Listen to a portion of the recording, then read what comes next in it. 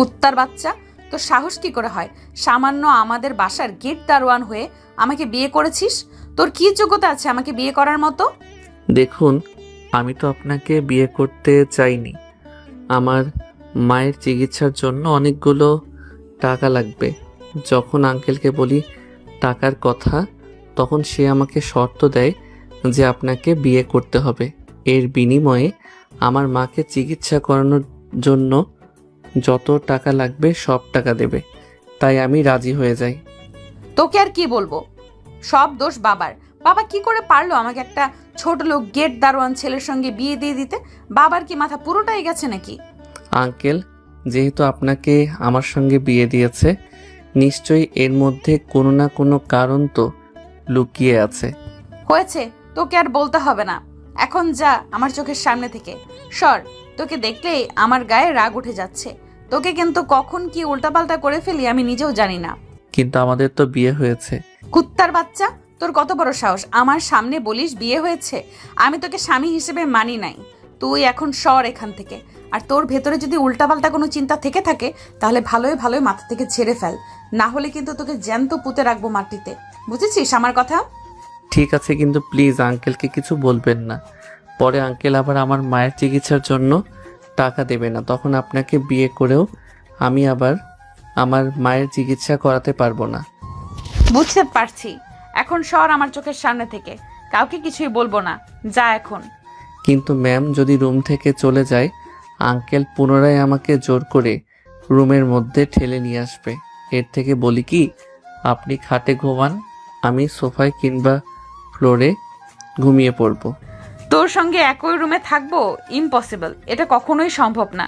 তুই যদি আবার আমার রাতে ঘুমানোর সুযোগ নিয়ে উল্টাপাল্টা কাজ করিস, যদি আবার আমার কাছে আসিস, তখন তো আমি আবার মা হয়ে যাব। আমি এ বয়সে মা হতে চাই না। তুই আমার রুমে থাকবি না, বাকিটা আমি দেখে নেব। বাবা যা ইচ্ছা তাই বলুক, তাতে আমার কিছুই যায় আসে না। তার ইচ্ছেতে নিচু না করে তোকে বিয়ে করেছি, কোনো প্রকার সিন ক্রিয়েট না করে। এখনও তো বাসায় অনেক মানুষজন আছে। এর থেকে বলি কি, যতদিন না ওনারা এই বাড়ি থেকে চলে যাচ্ছে, বাড়িটা ফাঁকা হচ্ছে, ততদিন না হয় আমি আপনার রুমে থাকলাম সকলের সামনে।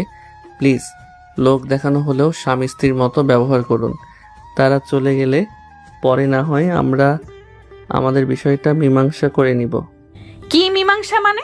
তোকে তো আমার এক সেকেন্ডও দেখতে ইচ্ছে করে না। তোর সঙ্গে আগামী জীবন কিভাবে পার করব, তোকে ডিভোর্স দিয়ে দেব আমি। আমি আমার উকিল বন্ধুর সঙ্গে কথা বলছি। কথাটা বলেই নেহা স্বাধীনের কাছ থেকে সরে গিয়ে ব্যালকনিতে চলে যায়। তারপর নেহা তার ফোন বের করে তার উকিল বন্ধুর কাছে ফোন করে, কথা বলতে লাগে। সরি, আসলে কাজের অনেক চাপ ছিল, তাই তোর বিয়েতে আসতে পারিনি। প্লিজ ক্ষমা করে দে, কিছু মনে করিস না। অন্য কোনো এক সময় ফ্রি হয়ে তোকে আর তোর স্বামীকে গিয়ে দেখে আসবো। প্লিজ কিছু মনে করিস না তুই। আরে রাখ তুই মনে করা। বাবা জোর করে আমাকে বিয়ে দিয়ে দিয়েছে, কি কারণে তাও জানি না। প্লিজ, এই থেকে আমি মুক্তি চাই। বিয়ে দিয়েছে কার সঙ্গে জানিস? আমার বাসাতে যে কাজের ছেলেটা ছিল না, ওই ছেলেটার সঙ্গে, যাকে দেখলেই আমার গায়ে 100 ডিগ্রি রাগ উঠে যায়। তাকে নিয়ে কিভাবে আগামী জীবনটা চলবো বলতে পারিস তুই একবারও? দেখ, আমি ভালো করে জানি আঙ্কেল যা করবেন ভেবেচিন্তেই করবেন।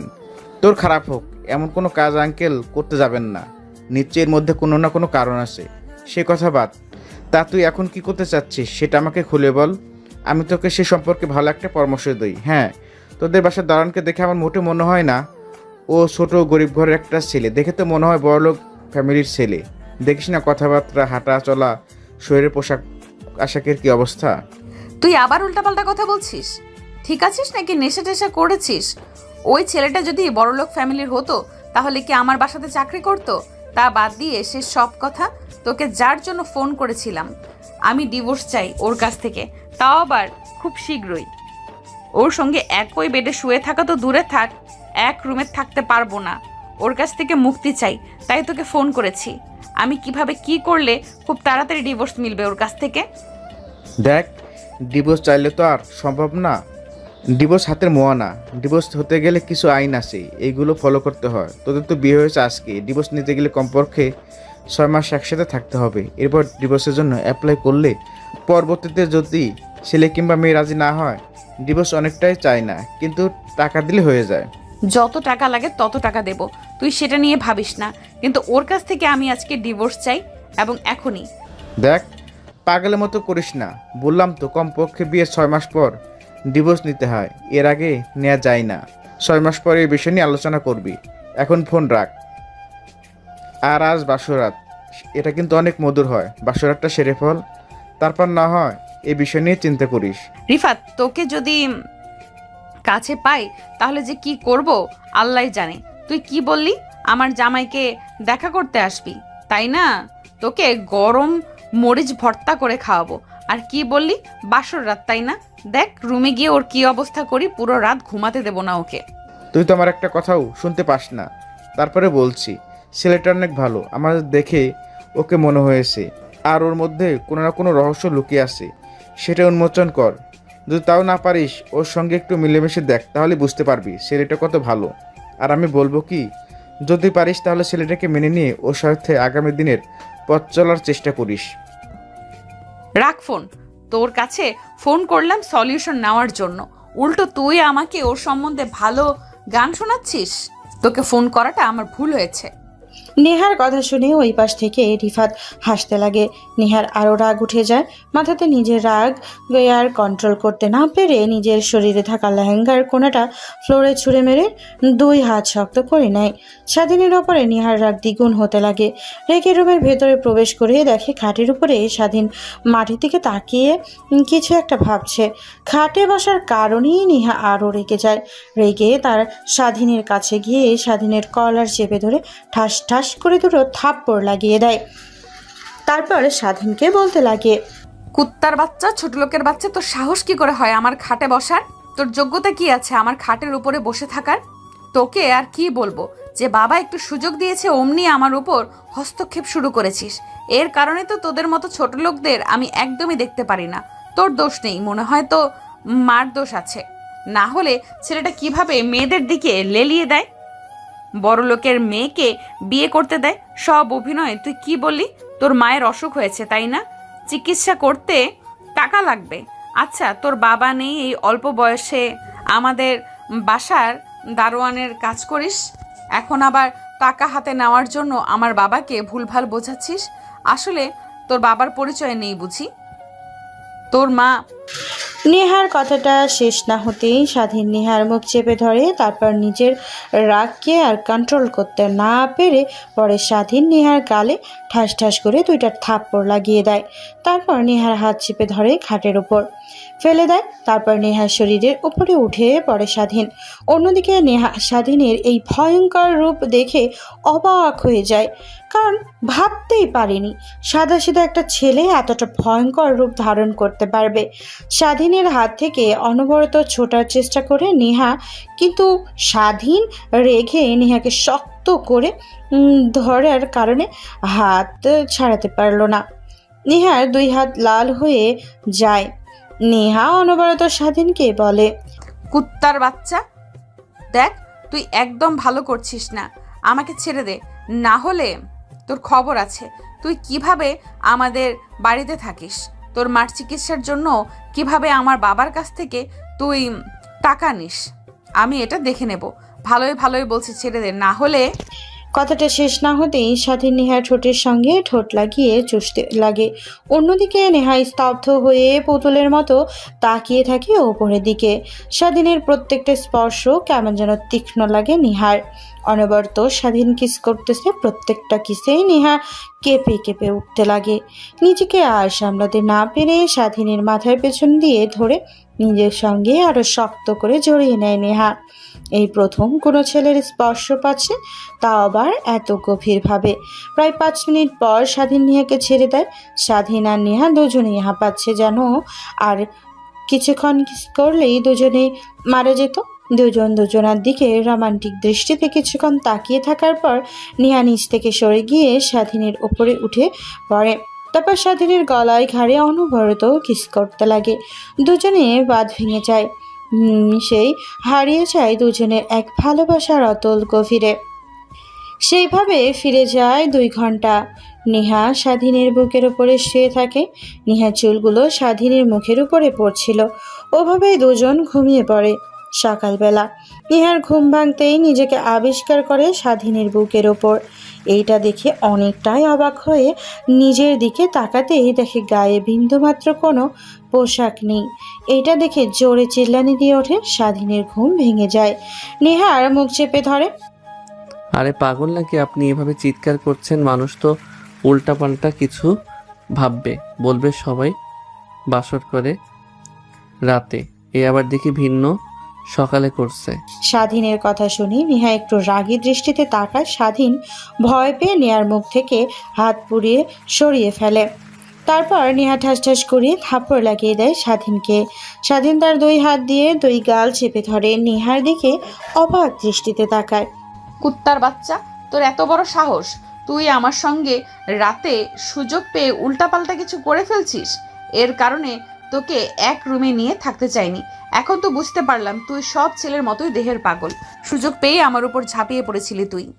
দেখুন ম্যাম, উল্টাপাল্টা কথা বলবেন না। হ্যাঁ, আপনি আমার মার সম্বন্ধে বাজে কথা বলার কারণে আমি অনেকটা রেগে যাই, তাই আপনাকে কিস করে বসি নিজের অজান্তেই। কিন্তু ছেড়ে দিয়ে ফাঁকে যেতে যাব, ঠিক তখনই আপনি আবার আমাকে আপনার কাছে নিয়ে আসেন। তারপরে কি হলো? হয়েছে, তোকে আর আমার নামে গান গাইতে হবে না। এখন এখান থেকে সর যদি ভালো চাস। আর হ্যাঁ, আজ যা হয়েছে এই বিষয়ে কেউ জানে না, বাইরে যেন না জানে, ঠিক আছে? যদি জানতে পারে তাহলে তোর একদিন কি আমার একদিন। আর হ্যাঁ, আমি যদি বাবুর মা হই তাহলে তোকে কিন্তু একদম শেষ করে ফেলবো। যেহেতু করে ফেলেছি সেহেতু বাবু হতেও পারে। আপনি একটা পিল খেয়ে নিয়েন, এতে আর কোনো ভয় থাকবে না। হাসি মাখা মুখ নিয়ে কথাটা বলতে স্বাধীন দেখে নেহার রেগে মেগে স্বাধীনকে তেড়ে মারতে আসে। ঠিক তখনই স্বাধীন নেহার দিকে তীক্ষ্ণ চোখে দিয়ে তাকিয়ে বলে, আরে ম্যাম, আমাকে মারার জন্য আপনি অনেক সময় পাবেন।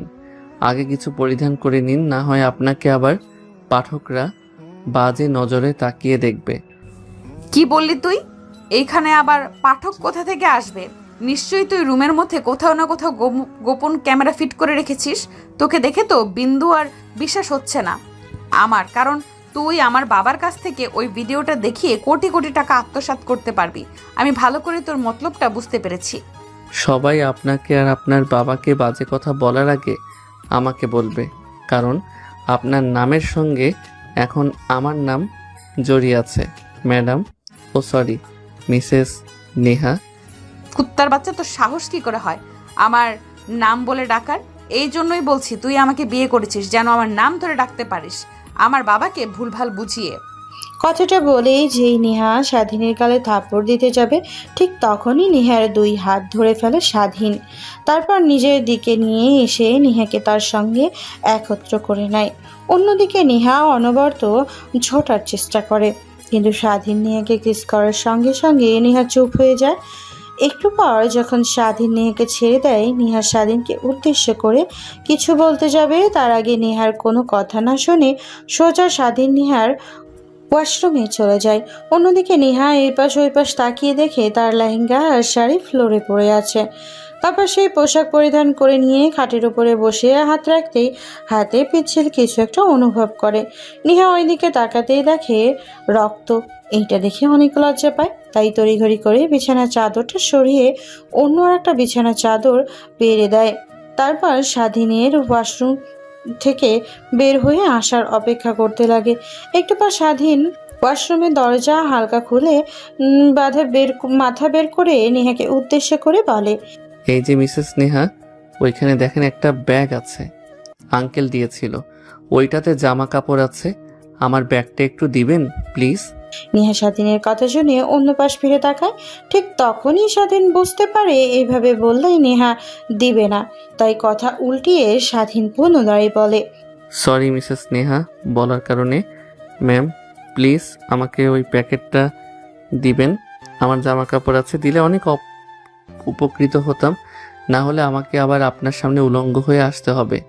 আপনি কি চান আমি আবার আপনার সামনে উলঙ্গ হয়ে আসি, আপনার সঙ্গে আবার রাতের ওই কাজটা করি। স্বাধীনের কথা শুনেই নেহা একটু ভয় পেয়ে যায়।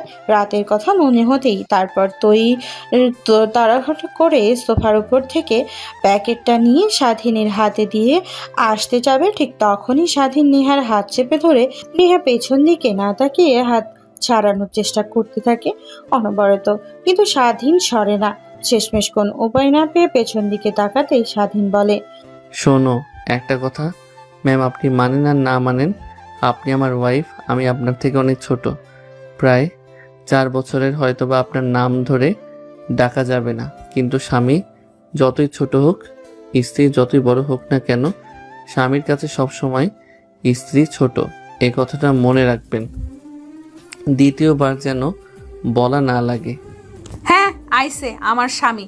আমি একদিনের যে টাকা খরচ করি তুই সেই টাকা ইনকাম করতে 1 মাস সময় লাগে, বুঝলি? আমার চলাফেরা ভরণ পোষণ তুই কখনোই দিতে পারবি না। উল্টো আমার বাবার উপরে থেকে খাবি আর বড় বড় গলায় বলবি, স্বামী তুই আজকে যা করলি না আমার সঙ্গে, এটার জন্য তোকে পস্তাতে হবে, মনে রাখিস। আর কি বললি? একটু পর না হয় সব টের পেয়ে যাবি। স্বাধীন নেহার কথার আগামাথা কিছুই বুঝতে পারে না। তারপর নেহাকে ছেড়ে দেয়। গোসল করে বাইরে এসে পোশাক পরে, তারপর ড্রেসিং টেবিলের সামনে গিয়ে হেয়ার ড্রায়ার করতে লাগে। চুলগুলো যেন তাড়াতাড়ি শুকিয়ে যায়। এটা দেখেই নেহা একটু অবাক হয়, কারণ স্বাধীন কখনো হেয়ার ড্রায়ার চিনবে না, কারণ সে তো অনেক গরিব। এটা দেখে একটু নেহা বরকে ওঠে, কিন্তু স্বাধীনকে বুঝতে দেয় না। তারপর ওয়ার্ড্রপের ভেতর থেকে একটা 3 পিস নিয়ে ওয়াশরুমের দিকে যেতে যাবে, ঠিক তখনই পেছন থেকে স্বাধীন বলে, দেখুন ম্যাম, আপনার তো বিয়ে হয়েছে। যদি বাড়িতে থাকা সবাই দেখে যে আপনার শরীরে 3 পিস পরা, তাহলে সবাই একটু ভিন্ন মাইন্ডে দেখতে পারে। আপনি শাড়ি পরুন, তাহলে সবাই ভালো বলবে। তোর কথা শুনে আমি কেন চলতে যাব? আমার যা ইচ্ছা তাই করব, এতে বাইরের মানুষ যা বলুক বলুক না কেন। আপনার ভালোর জন্যই বলছি, কেননা যদি 3 পিস পরে ওয়াশরুম থেকে বের হন, তাহলে যেইভাবেই হোক আমি আপনাকে শাড়ি পরিয়ে ছাড়বো। আর আমি যা একবার ভাবি তাই করে ছাড়ি। এখন বাকিটা আপনার ইচ্ছা, জোর করে শাড়ি পরবেন নাকি নিজ ইচ্ছাতেই। স্বাধীনের কথা শুনে নেহা ভয় পেয়ে যায়। এই গল্প কিছুক্ষণের মধ্যে স্বাধীনকে চিনে ফেলেছে। হারে হারে যা বলে তাই করবে, তাই ভয় পেয়ে নেহা পুনরায় ওয়ার্ড্রোব কাছে যায়। তারপর 3 পিস রেখে একটা শাড়ি নিয়ে ওয়াশরুমে চলে যায়। প্রায় 30 মিনিট পর ওয়াশরুম থেকে বের হয়ে স্বাধীন নেহার দিকে তাকিয়ে অবাক হয়ে যায়। স্বাধীনকে অবাক হয়ে তার দিকে তাকাতে দেখে নেহা বলে, কিরে, তুই অমনভাবে তাকিয়ে আছিস কেন? আসলে আমি শাড়ি পরতে পারি না, তাই শুধু ব্লাউজ পরে বের হয়েছি। তুই একটু আমাকে শাড়ি পরিয়ে দিত। এত বড় মেয়ে হয়ে গেছেন আর শাড়ি পরতে পারেন না?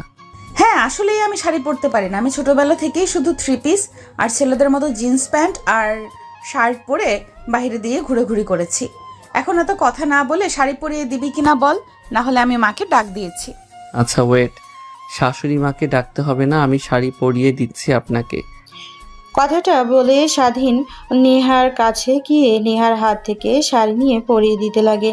কুচিগুলো যে ভেতরে ঢোকাতে যাবে, ঠিক তখনই নাভিতে স্বাধীনের হাত স্পর্শ করলে নেহা কেঁপে ওঠে। ঠিক তখনই স্বাধীন নেহার দিকে তাকায়, দেখে চোখ বন্ধ করে ওপরের দিকে তাকিয়ে আছে। স্বাধীনের মনে একটু দুষ্ট বুদ্ধি আসে, তাই নেহার নাভিতে একটা চিমটি দিয়ে ওঠে। ঠিক তখনই নেহাল ধ্যান ভেঙে যায়। স্বাধীনের দিকে তাকাতেই রাগী দৃষ্টিতে, তারপর মাথাতে আলতো করে একটা থাপ্পড় দিয়ে নেহা ড্রেসিং টেবিলের সামনে চলে যায়। তারপর তার নিজের চুল হেয়ার ড্রায়ার করতে লাগে। স্বাধীন যে খাটের উপরে শুয়ে পড়ে, তারপর নেহাকে উদ্দেশ্য করে প্রশ্ন করে, রুমের ভিতরে কেউ এসেছিল কি? স্বাধীনের কথা শুনে নেহা ভ্রু কুঁচকে তাকাতেই তারপর নেহা বলে, না, কেউ আসেনি। তাহলে বেডের চাদরটা কেমন যেন চেঞ্জ লাগছে, আপনি কি পরিবর্তন করেছেন নাকি? স্বাধীনের কথা শুনি নেহা স্বাধীনের দিকে রাগিয়ে দৃষ্টিতে দেখে, তারপর বলতে লাগে, রাতে তো আমাকে পেয়ে পশুদের মতো খুবলে খেয়েছিস। পুরো বেডে রক্ত যেটা লেগেছিল, যদি কেউ এসে দেখে তাহলে কি মনে করবে? তাই পরিবর্তন করে ফেলেছি। কথাটা বলে নেহা পুনরায় তার চুল শুকাতে লাগে। অন্যদিকে স্বাধীন বেডে শুয়েছিল। ঠিক তখনই দরজায় কেউ এসে কড়া নাড়ে। স্বাধীন বেড থেকে উঠে দরজা খুলে দিয়ে দেখে এই বাসার কাজের মেয়ে। দরজা খুলতে স্বাধীনকে দেখতে পেয়ে কাজের মেয়েটা ছলছল দৃষ্টিতে তাকিয়ে বলে, আপনাকে আর নেহা ম্যামকে সবাই নিচে ডাকছে, খাবার টেবিলে আপনাদের জন্য সবাই অপেক্ষা করছে। আচ্ছা যাও, আমরা একটু পরে আসছি। স্বাধীনের কথা শুনে মেয়েটা তার চোখ মুছে ফেলে। স্বাধীন দেখে রীতিমতো অবাক হয়ে যায়। তারপর দরজা লাগিয়ে দেয়। খাটের উপরে বসে পুনরায় বসতে বসতে স্বাধীন মেয়েকে উদ্দেশ্য করে বলে, আমার কেন জানি মনে হচ্ছে যে আপনাদের বাসায় কাজের মেয়েটা আমাকে ভালোবাসে। দেখছি কালকে থেকে আমাদের বিয়ে হওয়ার পর থেকে অনেক কান্না করছে আমার কাছে আসার সঙ্গে সঙ্গে। হ্যাঁ, ঠিকই ভেবেছিস। আমার কাছে এসে অনেক কিছু ভালো কথা বলে তোর সম্বন্ধে আমি বুঝতে পেরেছি তোকে ভালোবেসে তোর জন্য কাজের মেয়ে পারফেক্ট। আমি না, বুঝলি, কুত্তার বাচ্চা। ধ্যাত, আপনার সঙ্গে কোনো কথাই বলবো না, শুধু বকা দেন। আপনি তো শিক্ষিত একজন মেয়ে, তাহলে এমন বকা দেন কেন? জানেন না বকা দেওয়া একদমই খারাপ? আর প্রতিনিয়ত কুত্তার বাচ্চার সঙ্গে আমার তুলনা করেন। কথাটা বলেই স্বাধীন খাটের উপর পুনরায় শুয়ে পড়ে, ওপরে থাকা ফ্যানের দিকে তাকিয়ে স্বাধীন আনমনেই ভাবতে লাগে। কিন্তু বাবা, তোমাকে তো দেখে মনে হচ্ছে কোনো সম্ভ্রান্ত পরিবারের ছেলে তুমি। আর তোমার পোশাক আশাকের এই হাল কেন? আর তোমার চাকরির দরকার কেন? স্যার, আপনাকে সত্যি কথা বললে আমাকে চাকরি দেবেন না এটা আমি জানি, কিন্তু একটা কথা ভালো করে জেনে রাখুন, আমি অন্যান্য ছেলেদের মতো নই। আমি মানুষের মতো মানুষ হতে চাই, সবাইকে দেখিয়ে দিতে চাই রাস্তায় থাকা সবার অবহেলা অযত্নে বড় হওয়া ছেলেটাও বড় একটা কিছু হয়ে দেখাতে পারে। তোমার কথা আমার অনেক পছন্দ হয়েছে। এখন তুমি আমার বাসায় গেট দারোয়ান হয়ে কাজ করতে পারবে। তোমাকে থাকার জায়গা দেবো, খাবার খেতে দেবো, বিনিময়ে তোমাকে খুব নজরদারিতে রাখতে হবে আমার বাড়িটা। পারবে তো নাকি? স্যার প্লিজ, যে কোনো একটা চাকরি আমাকে দিলেই হবে, থাকা খাওয়া আর অল্প কিছু টাকা দিলেই হবে আমার। যে স্যার পারবো, কিন্তু আপনি আমার পরিচয় না জেনে না শুনে আমাকে চাকরি দিলেন। আমি আবার যদি আপনার বাসার কোনো ক্ষয়ক্ষতি করে চলে যাই তখন কি হবে? তোমার সঙ্গে অল্প কিছুক্ষণ কথা বলে বুঝতে পেরেছি তুমি ছেলেটা অনেক ভালো। আর তোমার কথায় বুঝতে পেরেছি যে তুমি হয়তোবা রাস্তায় বড় হয়েছো, তোমার মা বাবার পরিচয় নেই, তাই তো? আমার ওইটা নিয়ে কোনো মাথা ব্যথা নেই। তোমায় দেখে আমার কেমন যেন মায়া মায়া লাগলো, তাই চাকরিটা দিলাম। তুমি মনোযোগ দিয়ে চাকরি করবে, কিন্তু কখনোই কাজের বরখেলাপি করা যাবে না। ঠিক আছে স্যার, আপনি সেটা নিয়ে কোনো টেনশন করবেন না। আপনার বাসাটা কোন দিকে আমাকে নিয়ে চলেন। ঠিক আছে বাবা, তুমি আমার পিছু পিছু আসো, তোমাকে দেখিয়ে দিচ্ছি। নেহার বাবা প্রত্যেক দিনের রুটিন অনুযায়ী সকাল সকাল পার্ক দিয়ে জগিং করছিল। ঠিক তখনই একটা ছেলে একে পার্কের এক কোনায় শুয়ে থাকতে দেখে প্রত্যেক দিন অনেক ছেলেকে দেখে। নেহার বাবা সেই দিকে তেমন একটা ভ্রুক্ষেপ দেখায় না। পার্কের মধ্যে অনেকক্ষণ হাঁটাহাঁটির পর পুনরায় যখন ফিরে আসে বসতে যাবে, ঠিক তখনই স্বাধীন নেহার বাবার কাছে আসে, পা জড়িয়ে ধরে কথাগুলো বলে। স্বাধীনের কথা আর স্বাধীনকে দেখে অনেক মায়া লাগে নিহার বাবার, তাই তার বাসায় গেট দারোয়ানের চাকরি দেয় স্বাধীনকে। তারপর নিহার বাবা ফুটপাতের ওপর দিয়ে জগিং করছিল। স্বাধীন তার পিছু পিছু আসতে একটু পর আলিশান বাসার সামনে এসে দাঁড়ায়। নিহার বাবা স্বাধীন বুঝতে পারে এটাই হয়তো লোকটার বাসা। দেখে অনেক বড়। স্বাধীন বুঝতে পারে দায়িত্বটা অনেক বড় হবে। এইসবই ভাবছিল স্বাধীন। ঠিক তখনই দরজায় নক করে লোকটা একটা দারোয়ান এসে দরজা খুলে দেয়। স্বাধীনকে দেখিয়ে নিহার বাবা বলে, আসো, ভিতরে আসো। আর এইটাই হলো আমার বাসা, আর এই বাসাটাই তোমাকে দারোয়ান হিসেবে রাখা হয়েছে। তারপরে বাবা এক এক করে সেইখানে থাকা সকল দারোয়ানের সঙ্গে পরিচয় করিয়ে দিতে লাগে। স্বাধীন সবার সঙ্গে পরিচয় হতে লাগে। বাড়ির ভেতরে প্রবেশ করে তো স্বাধীন অবাক হয়ে যায়। ছবিতে দেখানো বাড়ির মতোই অনেক সুন্দর। বাড়িটা রীতিমতো অবাক হয়ে চারিদিকে তাকিয়ে থাকে স্বাধীনকে বাড়ির দিকে অবাক হয়ে তাকিয়ে থাকা দেখে নিহার বাবা বলে, এইটাই হলো আমার বাসা, অনেক বড়। আগে থেকেই 4 জন গেট দারোয়ান রয়েছে, তারপরেও তোমাকে রাখলাম। তোমার কাজ মাঝে মাঝে গেটে গিয়ে দারোয়ানি খুলবে। আবার এই যে দেখছো ফুল গাছগুলো, এটা সব যত্ন নেবে, যেন মনে না যায় আমার মেয়ে কিন্তু অনেক স্বাদের ফুল গাছ এগুলো। আর ওই পাশে সকল কাজের লোক, সবার জন্য কোথাকার ব্যবস্থা আছে। ওইখানে গিয়ে দেখো তোমার ফাঁকা কোনো রুমটা আছে, ওই রুমে উঠে যাও।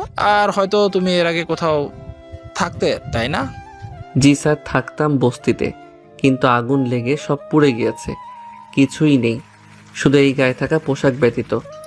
স্বাধীনের কথা শুনে অবাক মায়া লাগে নিহার বাবার। তাই নিহার বাবা তার পকেট থেকে 10,000 টাকা বের করে স্বাধীনের দিকে এগিয়ে দিয়ে বলেন, এই নাও, এখানে 10,000 টাকা আছে, তুমি এই 10,000 টাকা দিয়ে তোমার পছন্দ মতো পোশাক আশাক কিনে নিবে। আর হ্যাঁ, একটা কথা বলি, আমার মেয়ে কিন্তু অপরিষ্কার পোশাক একদমই দেখতে পারে না। আর আমার মেয়ে কিন্তু অনেক রাগী আর বদমেজাজি। তোমাকে আগে থেকে সতর্ক করে দিলাম, ওর থেকে দূরে দূরে থাকার চেষ্টা করবে।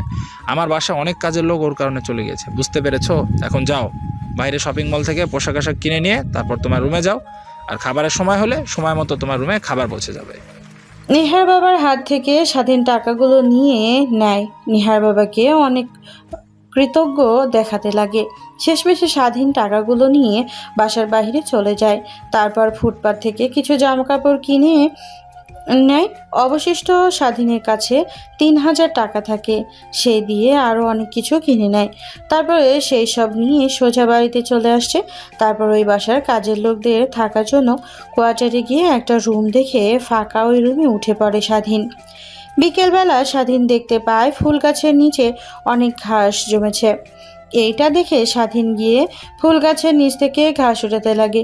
ঠিক তখনই পেছন থেকে নেহা এসে স্বাধীনের কলার চেপে ধরে, দাঁড় করায়। স্বাধীন দেখতে তো অবাক হয়ে যায়। কে আপনি, আর আমার কলার চেপে ধরলেন কেন? আমি আপনার কি ক্ষতি করেছি? কথাটা বলেই নেহা তার পায়ে থেকে স্যান্ডেল খুলে স্বাধীনকে মারতে লাগে। এটা দেখে সেখানে থাকা একটা লোক দৌড়ে এসে নেহা ম্যামের উদ্দেশ্যে বলে, আরে মা, বাদ দাও, এই ছেলেটা নতুন, তোমার বাবা রেখেছে দারোয়ান হিসেবে, পাশাপাশি এই বাগানটা দেখাশোনা করার জন্য। আর তোমাকে চিনতে পারেনি, তাই হয়তো তোমাকে এই উদ্ভট প্রশ্ন করেছে। তুমি ওকে ক্ষমা করে দাও। হ্যাঁ, ও তাহলে তুই নতুন, যা, এবারের মতো তোকে মাফ করে দিলাম, কিন্তু নেক্সট টাইম থেকে তুই একদমই আমার এই ফুল গাছের কাছাকাছি আসবি না। আর আমাকে দেখতে পেলে তুই তখনই আমাকে সালাম দিবি, বুঝলি? না হলে কিন্তু তোর খবর আছে। কিন্তু ম্যাম, আমাকে তো আঙ্কেল এই বাগান দেখাশোনা করার জন্য রেখেছে, পাশাপাশি রাতের বেলা দারোয়ান হিসেবে। আমি বাগান দেখাশোনা না করলে কে করবে? স্বাধীনের মুখ থেকে নেহা তার বাবাকে আঙ্কেল ডাক শুনে অনেকটা রেগে যায়। রাগে স্বাধীনকে পুনরায় ঠাস ঠাস করে 3টে থাপ্পড় লাগিয়ে দেয়। তারপর নেহা পুনরায় স্বাধীনকে বলতে লাগে, কুত্তার বাচ্চা, তোর সাহস কি করে হয় আমার বাবাকে আঙ্কেল বলার? তুই কাজের ছেলে, আমার বাবাকে স্যার বলে ডাকবি, আঙ্কেল না, বুঝতে পারলি? আর হ্যাঁ, আমার ফুল গাছ দেখাশোনা করবি, কিন্তু একটা কাজ যদি মরে যায় তাহলে কিন্তু তোর খবর আছে, বুঝলি? ঠিক আছে ম্যাম, আমি আপনার ফুল গাছগুলো যথাযথ চর্চা করব, এটা নিয়ে আপনার ভাবতে হবে না একদমই। তারপর নেহা ওইখান থেকে আর এক মুহূর্ত না দাঁড়িয়ে থেকে পুনরায় বড় বাসার ভেতরে ঢুকে যায়। স্বাধীন গাছগুলো চর্চা করতে লাগে। এভাবে কেটে যায় বেশ কয়েকটা দিন। স্বাধীনতার মন দিয়ে কাজ করতে রাতে দিনে বেলা বাগান পরিচর্যা করে। আর প্রত্যেকটা দিন নিহার বাবা যখন জগিং করতে যায় তখন স্বাধীন নিহার বাবার পিছু পিছু যায়। হঠাৎ একদিন জগিং করছিল নিহার বাবা। স্বাধীন পিছু পিছু পানির বোতল আর একটা ছোট্ট ব্যাগ নিয়ে আসছিল। ঠিক তখনই নিহার বাবা তার বুকের বাম পাশে ধরে মাটিতে লুটিয়ে পড়ে। এটা দেখে স্বাধীন দৌড়ে সে নেহার বাবাকে কোলে তুলে নেয়। তারপরে অনবরত ডাকতে লাগে, আঙ্কেল, কি হয়েছে আপনার? আপনি এমনভাবে মাটিতে শুয়ে পড়লেন কেন? প্লিজ কথা বলেন, কথা বলছেন না কেন? কিন্তু নেহার বাবার কোনো রেসপন্স পায় না। স্বাধীন এটা দেখে আরও অনেক ভয় পেয়ে যায়। ঠিক তখনই নেহার বাবা সেখানে রেখে স্বাধীন একটা রিক্সা ডাকতে যায়। রিক্সা নিয়ে নেহার বাবাকে রিক্সায় করে সোজা হসপিটালে নিয়ে চলে যায়। হসপিটালে ঢুকে স্বাধীন ডাক্তারকে ডাকতে লাগে। ডাক্তার এসে নেহার বাবাকে দেখে আইসিইউতে ভর্তি করে। অনবরত আইসিইউ রুমের সামনে স্বাধীন পায়চারি করতে লাগে। আইসিইউ রুমের মধ্যে অপারেশন চলছে। প্রায় 2 ঘন্টা পর আইসিইউ রুমের মধ্যে থেকে একটা ডাক্তার বের হয়। স্বাধীন দৌড়ে ডাক্তারের কাছে গিয়ে বলে, ডাক্তার, এখন আঙ্কেল কেমন আছে? এখন রোগী একদমই বিপদমুক্ত আছে, কিন্তু সময় মতো না নিয়ে আসলে হয়তো তাকে বাঁচানো যেত না। হার্ট স্ট্রোক করেছিল, যদি 5-6 মিনিট পর যদি আনা হতো তাহলে তাকে আর বাঁচানো যেত না। চিন্তার কারণ নেই, এখন বিপদমুক্ত আছে। আপনি ওনার বাড়ির সকলকে ফোন করে এখানে আসতে বলেন। জি ডাক্তার সাহেব, আসতে বলছি, কিন্তু আপনি কি আঙ্কেলকে চেনেন? হ্যাঁ, চিনব না কেন? পাগলের মতো কি বলো তুমি? ইনি হলো আমাদের এই হসপিটালের মালিক, আর তুমি বলছো আমি চিনব না? আচ্ছা ওয়েট, তোমার ফোন করে কাউকে আসতে বলতে হবে না, আমি সবাইকে ফোন করে হসপিটালে আসতে বলছি। কথাটা বলে ডাক্তার স্বাধীনের সামনে থেকে চলে যায়। স্বাধীন সেইখানে আর না দাঁড়িয়ে সামনে থাকা চেয়ারে গিয়ে বসে পড়ে। সেভাবে পেরিয়ে যায় 20 মিনিট। হঠাৎ কেউ একজন এসে স্বাধীনের কলার চেপে ধরে দাঁড় করে দেওয়ালের সঙ্গে ধরে বলতে লাগে, কুত্তার বাচ্চা, তোর এত বড় সাহস, আমার বাবাকে মারতে চেয়েছিলি? আমি বাবাকে কত করে বললাম তোমার অনেক শত্রু আসবা, সে হয়তো হতে পারে তাদেরই কোনো এক ছেলে স্বাধীন, কিন্তু আমার কথা তো শুনলই না। তুই আমার বাবাকে মারতে নিয়েছিলি, কিন্তু আবার হসপিটালে ভর্তি করেছিস কেন? আমার বাবার মৃত্যুর পর যেন আমরা তোকে সন্দেহ না করি, তাই তো? কিন্তু কি দেখলে? এটা আমার বাবার হসপিটাল, তারা আমার বাবাকে জীবন দিয়ে বাঁচানোর চেষ্টা করেছে, আর আমার বাবা বেঁচে গিয়েছে। তুই এক্ষুনি দাঁড়া, আমি বাবাকে দেখে আসছি, তারপর তোর ব্যবস্থা নিচ্ছি। ঠিক তখনই পাশ থেকে ডাক্তার এসে স্বাধীনকে নেহার হাত থেকে ছাড়িয়ে বলে, আরে মা, পাগল হয়েছো নাকি তুমি? কি করছো? ছেলেটাকে এভাবে গলার চেপে ধরেছো কেন? ও তো মারা যাবে। আঙ্কেল, আপনি কার হয়ে সুপারিশ গাইছেন? এ আমার বাবাকে খুন করতে চেয়েছিল।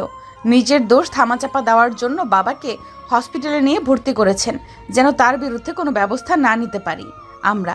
কিন্তু আমি ভালো করে জানি আমার বাবাকে এই খুন করেছে। কি বলছো মা তুমি? সময় মতো ছেলেটা যদি তোমার বাবাকে না নিয়ে আসতো তাহলে আর তাকে বাঁচানো যেত না। আর আমরা আইসির মধ্যে যখন অপারেশন করছিলাম তখন ছেলেটা তো বাইরে দাঁড়িয়ে পায়চারি করছিল। ছেলেটাকে দেখে মনে হচ্ছিল অনেক চিন্তিত হয়ে গেছিল সে। আঙ্কেল সবের অভিনয়, বুঝলেন? অভিনয় অনেক ভালো করতে পারে। অভিনয় করে আমার বাবাকে বশ করেছে। আমার বাবার কাছ থেকে শুনে আসি, যদি জানতে পারি তুই আমার বাবাকে মারার চেষ্টা করেছিলি, তাহলে কিন্তু তোকে এই পৃথিবী থেকে চিরতরে বিদায় করে দেব। কথাটা বলেই নেহা স্বাধীনের সামনে থেকে চলে যায়।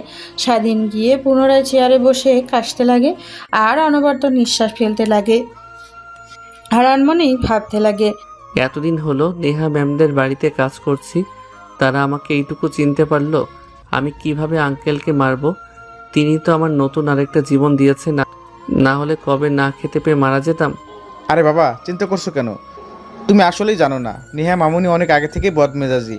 বাবার হার্ট স্ট্রোক করার কথা শুনে অনেকটা রেগে গিয়ে তোমার উপর উল্টোপাল্টা কথা বলেছে। তুমি এতে কিছু মনে করো না। যখন বাবার কাছ থেকে সব কিছু জানতে পারবে নেহা মামুনি, তখন তোমাকে আবার কাছে এসে সরি বলবে, দেখে নিও। স্বাধীন ভাবতে লাগে তাই যেন হয়। তারপর না থেকে সোজা হসপিটালে বাইরে চলে আসে। তারপর নেহাদের বাসায় চলে যায়। তারপর রুমে গিয়ে ফ্রেশ হয়ে চলে যায়। অন্যদিকে নেহা কেবিনের ভিতরে প্রবেশ করে তার বাবার পাশের চেয়ারটাতে বসে। তার বাবার হাতের উপরে হাত রাখতে নেহার বাবা মিটমিট করে তাকায়। নেহা এটা দেখে মুচকি একটা হাসি দেয়। তারপর তার বাবাকে উদ্দেশ্য করে বলে, বাবা কেমন আছো এখন তুমি? হ্যাঁ মা, এখন একদমই ঠিক আছে, তোকে আর আমাকে নিয়ে চিন্তা করতে হবে না। চিন্তা কি আর আমি এমনি এমনি করি? এমনিতেই তোমার অনেক শত্রু। বললাম চলো বিদেশে চলে যাই, যেখানে আমাদের কোনো শত্রু নেই, আমাদের কেউ চিনতে পারবে না। দেশে থাকা সহজ, সম্পত্তি অফিস না হয় কারোর হাতে তুলে দিয়ে যায়, প্রত্যেক মাসে তার কাছ থেকে আমাদের লাভ বুঝে নিলেই হবে। কিন্তু তুমি তো আমার কোনো কথাই শুনছো না। মা, তুই এমনি এমনি আমাকে নিয়ে চিন্তা করিস, আমার কিছুই হয়নি। হাঁটতে গিয়ে হঠাৎ করে বুকের বাঁ পাশে অনেক ব্যথা হয়, বুকের বাঁ পাশে ধরে মাটিতে লুটিয়ে পড়ি। তারপর আর কিছু মনে নেই, জ্ঞান ফিরতে গিয়ে দেখি কি হসপিটালে। তার মানে তোমার এই অবস্থার পেছনে স্বাধীনের কোনো হাত নেই, তাই তো? কি বলছিস মা? এগুলো তুই স্বাধীনের? আমার অসুস্থ হওয়ার পিছনে পিছনে হাত থাকতে যাবে কেন? না মানে বাবা, আমি ভেবেছিলাম যে স্বাধীন তোমাকে এই অবস্থায় রেখেছে, এই অবস্থা করেছে, তাই ওকে অনেক উল্টাপাল্টা কথা বলেছি। মা, কি বলছিস এসব? যদি সময় মতো না স্বাধীন আমাকে হসপিটালে নিয়ে না আসতো, তাহলে আজ আমি বেঁচে থাকতাম না। ছেলেটা জানিস আমাকে নয় চিন্তা করছিল, আমি ভিতর থেকে সব দেখেছি, কিন্তু মুখ দিয়ে কথা বেরোচ্ছিল না। আর তুই কিনা ছেলেটাকে উল্টাপাল্টা কথা বলেছিস।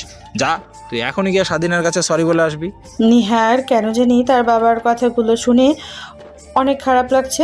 আসলেই তো স্বাধীন গেছে, অনেক অবহেলা করেছে, সকালের সামনে অনেক অপমান করেছে। ছোট লোক বলে স্বাধীনের কাছে সরি বলা উচিত। সে যা ভেবেছিল তার পুরোটাই উল্টো হয়েছে। তাই এটা ভেবে নেহার কেবিনের বাহিরে আসে স্বাধীনকে সরি বলার জন্য, কিন্তু এসে দেখে স্বাধীন নেই। তারপর পুরো হসপিটাল ঘুরে স্বাধীনকে খুঁজতে লাগে, কিন্তু কোথাও পায় না। তারপরে শেষমেশ নেহা তার বাবার কেবিনে গিয়ে বসে পড়ে। নেহাকে আসতে দেখে নেহার বাবা বলে, কিরে মা, সেদিনকে পেয়েছিলি আর ওর কাছ থেকে ক্ষমা চেয়েছিস? আমি লক্ষ্য করেছি তুই ছেলেটাকে একদমই দেখতে পারিস না। যদি না দেখতে পারিস তাহলে আমাকে বলিস, আমি ছেলেটাকে আমার অফিসের যে কোনো একটা পোস্টে চাকরি দিয়ে দিব। ওর কাজ অনেক ভালো, হয়তোবা পিয়ন কিংবা দারোয়ানের। সরি বাবা, আসলে আমি চাই না স্বাধীনের সঙ্গে ওই ব্যবহার করতে, কিন্তু আমার পরিস্থিতি থাকে খারাপ ব্যবহার করতে বাধ্য করেছে। আমি সরি বাবা, ওর কাছে ক্ষমা চেয়ে নিব। কিন্তু ওকে পুরো হসপিটালে তন্ন করে খুঁজলাম, কিন্তু কোথাও পাইনি। হয়তোবা বাসায় চলে গেছে। হ্যাঁ, চলে গিয়েছে হয়তোবা। এখন আল্লাহ জানে আর কতদিন এই বন্ধ ঘরের মধ্যে থাকতে হবে হসপিটালে। একটা গল্প করার মানুষও নেই। কে বলেছে বাবা কেউ নেই? আমি তো আছি, তুমি আমার সঙ্গে কথা বলো। তারপর নেহা পুরো দিনটা হসপিটালে কাটিয়ে দেয় তার বাবার সঙ্গে। আসলে নেহা তার বাবাকে অনেক ভালোবাসে। বিকেলের দিকে বাসায় আসে ফ্রেশ হওয়ার জন্য। মেন গেটে এসে গাড়ির হর্ন দিতেই সারাদিন দরজা খুলে দেয়। গাড়ির ভেতরে প্রবেশ করে। স্বাধীন দরজা লাগিয়ে দিয়ে দৌড়ে নেহার গাড়ির দিকে যেতে লাগলো। তারপর নেহা পার্কিং লটে গাড়ি রেখে ভেতরে প্রবেশ করতে যাবে, ঠিক তখনই পেছন থেকে স্বাধীন নেহাকে বলে, ম্যাম এখন স্যার কেমন আছে? নেহা স্বাধীনের কথা শুনে পেছনের দিকে তাকিয়ে স্বাধীনের কাছে আসতে লাগে। তারপর স্বাধীনের কাছে এসে নেহা বলে, হ্যাঁ আলহামদুলিল্লাহ অনেক ভালো আছে। আর আই এম সরি, আসলে বাবার ওই অবস্থার কথা শুনে অনেক রেগে গিয়েছিলাম। ভেবেছিলাম তোর হয়তো বা হাত আছে, তাই তো কেউ উল্টাপাল্টা কথা বলেছি। তুই আমাকে ক্ষমা করে দিস। হ্যাঁ। নেহার কথা শুনে স্বাধীন একটু বাঁকা হাসি দিয়ে বলে, আরে ম্যাম সমস্যা নেই, আমার কাছে সরি বলতে হবে না। আমার ছোট লোক গরিব, আমাদের তো বাজে নজরে দেখবেন, আমাদের অনেক বকাবকি করবেন, এটা তো স্বাভাবিক, আমি কিছু মনে করি নাই। স্বাধীন অনেক কথাগুলো কেন জানি নেহার একটু বুকে লাগে, কিন্তু সেই দিকে কোনো একটা পক্ষ না দেখে নেহা বাসায় গিয়ে রুমে চলে যায়। অন্যদিকে স্বাধীন মন দিয়ে তার কাজ করতে লাগে। এই কুত্তার বাচ্চা, তোকে কতক্ষণ ধরে ডাকছি, কিন্তু তুই তো আমার কোনো কথাই শুনছিস না। সেই যে উপরের দিকে তাকিয়ে আছিস, মোরটেরে গেলে নাকি আবার? ঠিক তখনই স্বাধীনের ধ্যান ভেঙে যায়। তড়িঘড়ি করে শোয়া থেকে উঠে দাঁড়াতেই তারপর নেহার সামনে গিয়ে বলে, মানে সরি আসলে। আর আসলে আসলে করতে হবে না, বুঝতে পারছি। আমার বাবার সয় সম্পত্তি সব নিজের করে নেওয়ার চিন্তা ভাবনা করেছিলি, তাই না? আমি বেঁচে থাকলে তা একদমই হতে দেব না। আমার বাবার সব সম্পত্তির দিকে যদি কেউ তাকায়, তাহলে তাকে আমি জ্যান্ত পুঁতে রাখবো। ম্যাম আমি গরিব, স্টোর থেকে কখনো মা বাবার আদর কি জিনিস তা পাইনি। মানুষের লাথিগুতা অনেক কথা শুনে বড় হয়েছি, কখনো কারোর প্রতিবাদ করতে পারিনি। আমরা গরিব বলে আর কি বললেন? আপনার বাবার সয় সম্পত্তি দেখে নজর, তাই না? ওদিকে আমি বিন্দুমাত্র তাকাই না, কারণ যেভাবে আছি আল্লাহর কাছে দোয়া করি যেন এইভাবে মৃত্যু হয় আমার। হয়েছে, তোকে আর ছোট মুখে বড় কথা বলতে হবে না। এখন চল নিজেই, সবাই আমাদের জন্য অপেক্ষা করছে।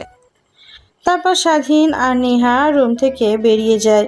বাসার নিচে সবাই ড্রয়িং রুমে বসে তাদের জন্য অপেক্ষা করছিল। ঠিক তখনই স্বাধীন আর নেহা ছেড়ে দিয়ে নিচে নামতে লাগলো, কিন্তু তখনই তাদের দিকে সবাই তাকিয়ে দেখতে লাগে। এইটা দেখে স্বাধীন আচমকায় নেহার হাত চেপে ধরে। এটা দেখে নেহা স্বাধীনের দিকে রাগী দৃষ্টিতে তাকায়। ঠিক তখনই স্বাধীন চোখ ফিরিয়ে সাড়া দিয়ে নেহাকে চুপ থাকতে বলে। নেহা দেখতে পায় সবাই তাদের দিকে তাকিয়ে আছে। এটা দেখে আর কোনো সিন ক্রিয়েট করে না। স্বাধীন হাত ধরে নিচে নেমে আসে। কোনো দিকে সবাই তাদের দিকে তাকিয়ে নিজেদের মধ্যে বলাবলি করছে, দেখেছিস হানিফ, তোর মেয়ে কত সখী। যখন শুনলাম তোর মেয়ের বিয়ে ভেঙে গেছে তখন অনেক হতাশ হয়ে পড়ি। নেহা মামুনির এরকম সর্বনাশ কে করলো? সকলের সামনে চুনকালি মাখলো, কিন্তু ছেলেটার সঙ্গে দেখ, একদম নেহা মামুনিকে মানিয়েছে। আমি তো ওদের ছুটিকে 100-তে 100 দিচ্ছি। হয়তো তোমরা সবাই ওর পরিচয় শুনে অনেকটা অবাক হবে, কিন্তু কিচ্ছু করার নেই। আমার যা ভালো মনে হয়েছে আমি তাই করেছি। সবার সামনে নিজের মেয়ের মান সম্মান নষ্ট হওয়ার থেকে আমি যেটা করেছি একদম বেস্ট, ভালো করেছি। আমার বাসার দারোয়ান। কি বলছিস এইসব তুই নেহা? মামনিকে বিয়ে দিয়েছিস, তাও আবার সামান্য একটা গেট দারোয়ানের সঙ্গে, তাও আবার তোর বাসার। কিন্তু ছেলেটাকে তো দেখে একদমই ওই রকম মনে হচ্ছে না। আরে না, আমি ঠিকই বলছি, আমাদের বাসার দারোয়ান। ওই ছেলেটা একদিন ওই হঠাৎ পার্কে দেখা হয়, আমার কাছে জানা, তারপর তাকে দারোয়ানের চাকরি দেই।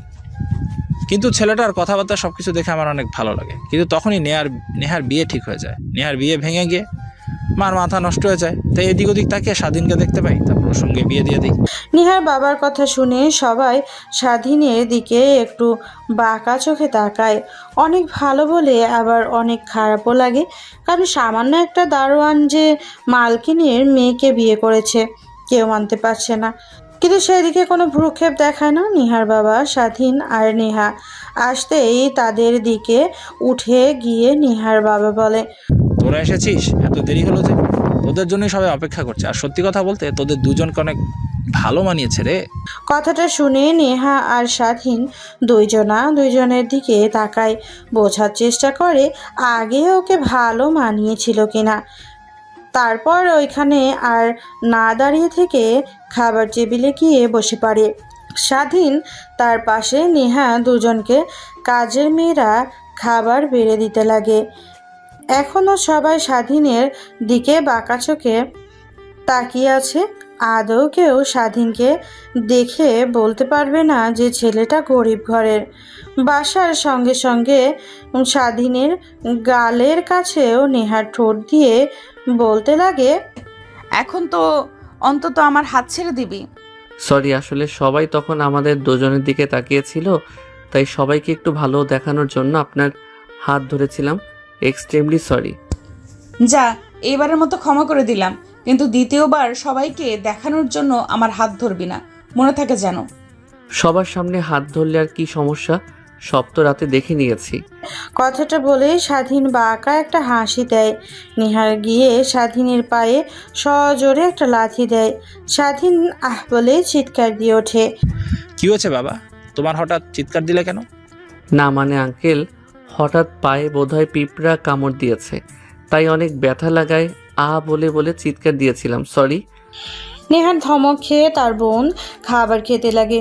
অন্যদিকে নেহার আচরণ দেখে সেখানে সবাই হাসতে লাগে। এভাবে খাবার পর্ব শেষ হয়ে যায়। খাওয়া দাওয়া শেষ করে স্বাধীন আর নেহা গিয়ে বসার রুমে বসে সবার সঙ্গে আড্ডা দিতে লাগে। বিয়ে ধীরে ধীরে সমাগম কমে যাচ্ছে, যে যার বাসায় চলে যাচ্ছে। স্বাধীন নেহার সঙ্গে সাক্ষাৎ করে। অনেকটা সময় পেরিয়ে যায়, দুপুরের দিকে সবাই চলে যায়। বাসায় শুধু নেহা, নেহার মা বাবা, তার ছোট বোন স্বাধীন আর কিছু কাজের লোক। বাড়ির গহনা আর লেহেঙ্গা পরে থাকতেই নেহার অনেক বিরক্ত লাগছে, তাই দৌড়ে রুমে যেতে নেবে। ঠিক তখনই লেহেঙ্গার সাথে পা বেজে নেহা পড়তে যেতে লাগে। চোখ বন্ধ করে ফেলেছিল, ঠিক তখনই দৌড়ে গিয়ে স্বাধীন নেহাকে ধরে ফেলে, পড়ার হাত থেকে বাঁচায়। নেহা চোখ মিটমিট করে তাকিয়ে দেখে স্বাধীনের কোলে ওপর সে শুয়ে আছে। তারপর স্বাধীনের হাত থেকে ছাড়া পেয়ে ঝ্যাংটা দিয়ে সরে ফাঁকে দাঁড়িয়ে বলে, কুত্তার বাচ্চা, তুই আমাকে ধরলি কেন? তোকে না বলেছি আমাকে তুই কখনো এভাবে স্পর্শ করবি না? সরি, আসলে আপনি পড়ে যেতে নিয়েছিলেন তাই ধরে ফেলেছি। আমি তো আপনাকে এর আগেই বলেছি, আপনার পারমিশন ছাড়া কখনো আপনাকে ছুঁয়েও দেখব না। যদি না ধরতাম পরে আপনি অনেক ব্যথা পেতেন। পরে ব্যথা পাই আর মরে যাই, ওইটা তোর দেখার বিষয় না। নিচে দাঁড়িয়ে নেহার কর্মকাণ্ড সবাই দেখছিল। নেহার মা আর বাবা, নেহার বাবা মা হতভম্ব হয়ে যায় মেয়ের এইরকম কথাবার্তার ধরন দেখে। নেহার মা দৌড়ে নেহার কাছে গিয়ে ঠাস ঠাস করে 2টা থাপ্পড় লাগিয়ে দিয়ে বলে, তুই পড়ে যেতে নিয়েছিলি, ছেলেটা তোকে বাঁচিয়েছে, আর বলছিস কি না তোকে বাঁচাবে কেন? তুই ওর বিয়ে করা স্ত্রী, তোকে বাঁচাবে না তো কাকে বাঁচাবে? আর এর জন্য ছেলেটাকে কত কথা শুনিয়ে দিলি তুই। মা, তুমি আমার গায়ে হাত তুলতে পারলে? আজ এই ছোট লোকের বাচ্চার জন্য আমার গায়ে তুমি হাত তুললে? কুত্তার বাচ্চা, যেখানে আমার বাবা মা কখনো আমাকে মারেনি, তোর কারণে মেরেছে। তোকে মেরেছি, একদম ঠিক করেছি। তোকে যদি এই শাসনটা ছোট থেকেই করতাম তাহলে তুই আর এমন বিগড়ে যেতি না। তোর যে পছন্দ করা ছেলে তার সঙ্গেই তোর বিয়ে ঠিক করলাম, কিন্তু কি হলো, তোকে রেখে অন্য আরেকটি মেয়েকে নিয়ে পালিয়ে গেল। ছেলেটা তোর দিকে তাকিয়ে তোর মান সম্মান নষ্ট না হওয়ার হাত থেকে বাঁচিয়েছে। বিয়ে করে সেখান থেকে তো বাসাভর্তি অনেক লোকজন ছিল, তোর তো ফ্রেন্ডরা ছিল, তারাও তো অনেক কথা বললো, কেউ তো তোর দিকে এগিয়ে আসলো না। নেহা তার মায়ের কথাগুলো শুনে মাটির দিকে তাকিয়ে অনবরত কান্না করছিল। তারপর সেইখানে নেহা আর এক মুহূর্ত না দাঁড়িয়ে সোজা তার রুমের দিকে দৌড় লাগায়। স্বাধীন নেহার মাকে উদ্দেশ্য করে বললে, আন্টি, নেহা ম্যামকে এইভাবে কথাগুলো না বললেও পারতেন। ওইখানে আমি না, যে কেউ থাকলে নেহা ম্যামকে বিয়ে করতো। সে আসলে মানতে পারছে না। আমি তো তার সঙ্গে কখনোই যাই না। সে শিক্ষিত বড়লোক বাবার একমাত্র মেয়ে, আর আমি সামান্য চাকর। বাবা মার কোনো পরিচয় নেই, আদৌ বেঁচে আছে কিনা তাও জানি না। জানো না বাবা, অনেক বেড়ে গেছে, কখনো ওরে মারিনি, সবসময় ওকে যত্ন করে রেখেছি, আর এর প্রতিদান ও এভাবে দেবে। সকলের সামনে আমাদের মুখে চুলকানি মাখাতে নিয়েছিল, তুমি থেকে বাঁচিয়েছ, এখন আবার উল্টোপাল্টা কথা বলা তোমাকে। তারপর স্বাধীন নেহার মাকে বুঝাতে লাগে। সেইখানে আর না দাঁড়িয়ে নিচে বসার রুমে এসে বসে কথা বলতে লাগে। কথা বলার এক পর্যায়ে স্বাধীন বলে ওঠে, আমি বলি কি আন্টি, নেহা ম্যাম যেহেতু আমাকে মানতে পারছে না, তাহলে আমাকে যেন ডিভোর্স দিয়ে দেয়। আমি একটা না একটা ব্যবস্থা করে নেব।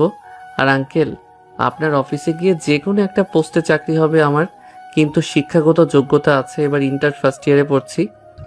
কি বলছো সব বাবা? ডিভোর্স দিয়ে দিব কেন তোমাকে? আমার মেয়ে বিয়ে করেছে, তোমার সঙ্গে বাকিরা জীবন থাকবে। আমার মেয়েকে কিভাবে ম্যানেজ করবে সেটা তুমি জানো, এসব কথা বলবে না। আর তুমি ইন্টার ফার্স্ট ইয়ারে পড়েছো মানে তোমাকে তো দেখি একদমই মনে হয় না লেখাপড়া করো, সারাক্ষণ তো বাসায় থাকো, রাতে একটা দারোয়ানি করো, সময় পেলে দেখি কোথায় যেন তুমি যাচ্ছ কাঁধে ব্যাগ নিয়ে। কখনো প্রশ্ন করিনি, হয়তোবা তুমি অন্য আর একটা কাজ করছো। আমাদের বাসায় তোমার কাজ পছন্দ হয়নি তাই ভেবেছি। আসলে আঙ্কেল প্রত্যেক রবিবারে আমাকে ছুটি দিতেন না। ওই দিন আমি কলেজ যেতাম, এখান থেকে যে 10 কিলোমিটার গেলে যে একটা কলেজ আছে, ওই কলেজটাতে। কি বলছো তুমি? ওই কলেজে তো নেহা পড়ে, তা কখনো দেখা হয়নি ওর সঙ্গে? না তো আঙ্কেল, কখনো তো দেখা হয়নি, শুধু একবার একটু দেখেছিলাম। নেহা ম্যাম কলেজের গেটের সামনে দাঁড়িয়ে বন্ধুদের সঙ্গে আড্ডা দিচ্ছে। আমি তেমন একটা কিছু ভাবিনি। আর আমি তো যেতাম কলেজে ক্লাস করতে, পাশাপাশি বন্ধুদের কাছ থেকে 1 সপ্তাহের নোট কালেক্ট করে নিয়ে আসতাম, আর প্রত্যেক দিন রাতের বেলা একটু একটু করে পড়তাম। আসলেই বাবা, তুমি অনেক জ্ঞানী একটা ছেলে, না হলে কখনোই এত কিছু একটা ছেলে একা পারবে না। তোমার পিছে আমরা আছি, ভেবো না তোমাকে ছেড়ে দেবো। আমার মেয়ে যদি তোমাকে নাও মানে, আমরা কিন্তু তোমাকে আমার মেয়ের জামাই হিসেবে মেনে নিয়েছি। লেখাপড়া করো, আর আমার অফিসের দায়িত্বটা কিন্তু তোমাকেই বুঝে নিতে হবে। কি বলছেন আঙ্কেল এগুলো? ঠিক তখনই সিঁড়ি দিয়ে নিচে নামতে লাগে নেহা। গায়ে আর তখনকার মতো লেহেঙ্গা নেই, একটাতে বেশ আর পায়জামা পরা সোজা। নেহা তার মা বাবার সামনে সে দাঁড়িয়ে বলতে লাগে, আই এম সরি বাবা, আসলে আমি নিজেও অনুশোচনা বোধ কাজ করছে। আমি তখন স্বাধীনের সঙ্গে কাজটা ঠিক করিনি। I am sorry. কথাটা বলে নেহা পুনরায় তার রুমে চলে যায়। স্বাধীন হতভম্ব হয়ে যায়, কারণ এখনো ভাবতেও পারেনি নেহা এসে তাকে সরি বলবে। এটা দেখে নেহার বাবা আর মা দুজনেই হাসতে হাসতে স্বাধীনকে উদ্দেশ্য করে বলে, পাগলি মেয়ে একটা।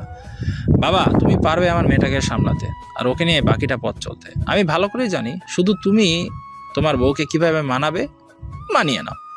আর আমাদের মেয়ে কিন্তু অনেক সরল সোজা, আর হ্যাঁ, একটুতেই রেগে যায়। ও রাগ অনেক তোমার আন্টির মতো। কি আমি রাগি তাই না? ওয়েট, দেখাচ্ছি। কথাটা বলেই নেহার মা নেহার বাবাকে মারতে লাগে। এটা দেখে নেহার বাবা আর স্বাধীন হাসতে লাগে। নেহার বাবা এক পর্যায়ে বলতে লাগে, আরে জামাই, আমাকে তো বাঁচাও তোমার শাশুড়ি মার হাত থেকে। বললাম না রাগি, দেখেছো কি রাগ? শুধু বলেছি রাখি, এটুকুতে আমার এই হালাত। আরও যদি কিছু বলতাম তাহলে আমাকে যে কি করতো। স্বাধীন নেহার মা আর বাবার কর্মকাণ্ড দেখে হাসতে লাগে। সেখানে আর না থেকে সোজা নেহার রুমের দিকে অগ্রসর হয়। দরজায় এসে কড়া নাড়তে দরজার ওই পাশ থেকে নেহা বলে, দরজা খোলা আছে, ভেতরে আসেন। স্বাধীন আর কোনো প্রশ্ন না করে নেহার রুমে প্রবেশ করে দেখে নেহা খাটের উপরে উপুর হয়ে শুয়ে থেকে কান্না করছে। স্বাধীন গিয়ে সোফায় বসে পড়ে, উপরের দিকে তাকিয়ে স্বস্তির একটা নিঃশ্বাস ফেলে। স্বাধীন বলতে লাগে, আই এম সরি ম্যাম, আসলে তখন আপনাকে ওইভাবে ধরা আমার উচিত হয়নি। এতে যে কেউ রেগে যেতে পারে। আপনি তো আমার স্ত্রী। ও সরি, আমাকে তো মানে না স্বামী হিসেবে, সেটা নাই বলি। আসলে ঠিকই বলেছেন আপনি। আমি আপনার যোগ্য না, দেখতে অতটা ভালো না, আবার আমার মা বাবার পরিচয় নেই, সামান্য একটা কাজের ছেলে, পড়াশোনা কখনো করিনি। আমার সঙ্গে আপনার একদমই মানায় না। বন্ধু বান্ধবীদের সঙ্গে আড্ডা দিতে গেলে আপনাকে প্রতিনিয়ত আমাকে নিয়ে কথা শুনতে হবে। আমি বলি কি, আপনি আমাকে ডিভোর্স দিয়ে দেন। কথাটা শুনে নেহা শোয়া থেকে উঠে বসে তারপরে স্বাধীনের দিকে কিছুক্ষণ তাকিয়ে থেকে দৌড়ে স্বাধীনের কাছে এসে গলা চিপে ধরে বলতে লাগে। কুত্তার বাচ্চা, তুই এখন চাচ্ছিস যে আমার মা বাবার কাছ থেকে আমি আরো কথা শুনে নেই, তাই না? তোকে ডিভোর্স দিয়ে দেই। এটা আবার আমার মা বাবা যদি শুনতে পারে যে আমি তোকে ডিভোর্স দিয়েছি, তাহলে আমাকে তো বাসা থেকে তাড়িয়ে দেবে। আমার বাবা মাকে তো তুই বশ করে নিয়েছিস। আমার কোনো কথাই বিশ্বাস করছে না, যেন আমি তাদের নিয়েই না। আরে ম্যাম, গলা থেকে হাতটা সরান, দম আটকে মারা যাব। স্বাধীনের কথা শুনে নেহা স্বাধীনের গলা থেকে হাত সরাতে কাশতে লাগে। এটা দেখে নেহা তার টি টেবিলের ওপর থেকে পানির গ্লাসটা নিয়ে স্বাধীনের দিকে এগিয়ে দেয়। স্বাধীন নেহার হাত থেকে পানির গ্লাসটা নিয়ে ঢকঢক করে খেয়ে গ্লাসটা সাবার করে দেয়। তারপর নেহাকে বলে, আচ্ছা ঠিক আছে, আমি আপনাকে ডিভোর্স দিয়ে দিব। উকিলের সঙ্গে কথা বলে আপনি দয়া করে কালকে আমার সঙ্গে কোর্টে কি যাবেন?